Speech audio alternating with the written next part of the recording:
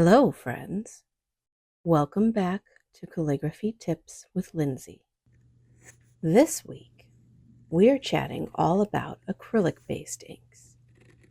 Acrylic is pretty new on the scene as far as artist mediums are concerned.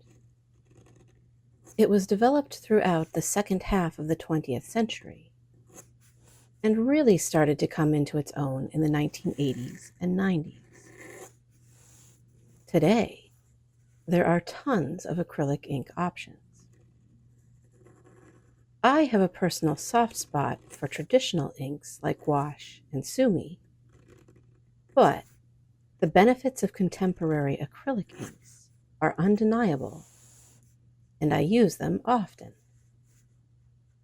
A good quality professional acrylic ink is highly light-fast, non-rewettable once dry, and can be found in a wide range of opaque, transparent, and metallic colors.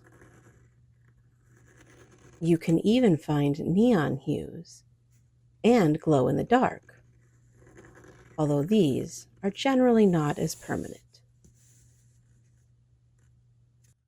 These qualities make acrylic inks a great choice for any situation where it's important that your ink won't lift or smear once it's dry, or where you want to use bright, permanent colors. Just keep an eye on the light fastness ratings on the colors that you choose. The biggest challenges with acrylic inks are that they often don't deliver super fine hairlines, and they dry quickly on your nib, which can cause even thicker hairlines or interfere with your ink flow if you don't keep your nib clean while writing. Because of this, I always keep a sponge tray on hand when using acrylic inks and wipe my nib off regularly. If you don't know what a sponge tray is, check out my previous tips videos. In addition to using a sponge tray, I often also choose less delicate nibs that will allow a little more flow to the tips of the tines and help keep the ink going. Today, I'm using a Zebra G nib. To use acrylic ink, mix the bottle thoroughly. If your ink is in a wide-neck jar, it's best to do this with a brush to minimize bubbles.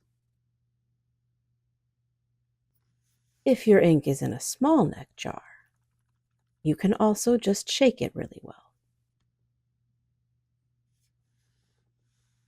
Once the ink is mixed, use a brush or a dropper. Many acrylic inks come with a dropper in the lid to fill up a dinky dip or similar small jar. I always decant my inks into smaller inkwells for use, so that my main supply is kept as fresh as possible.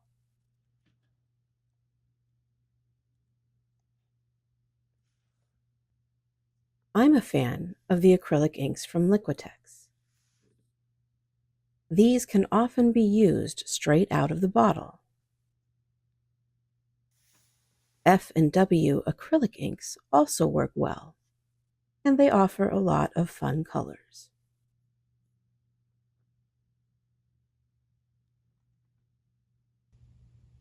If your ink isn't flowing well, try adding a drop or two of water to slightly thin it.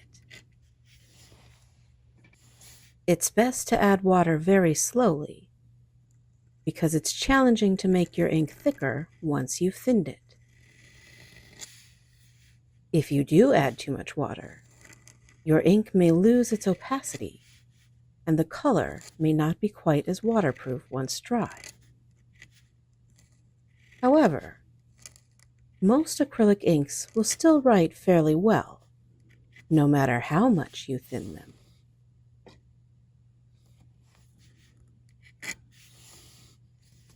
Have you ever tried acrylic ink with pointed pen?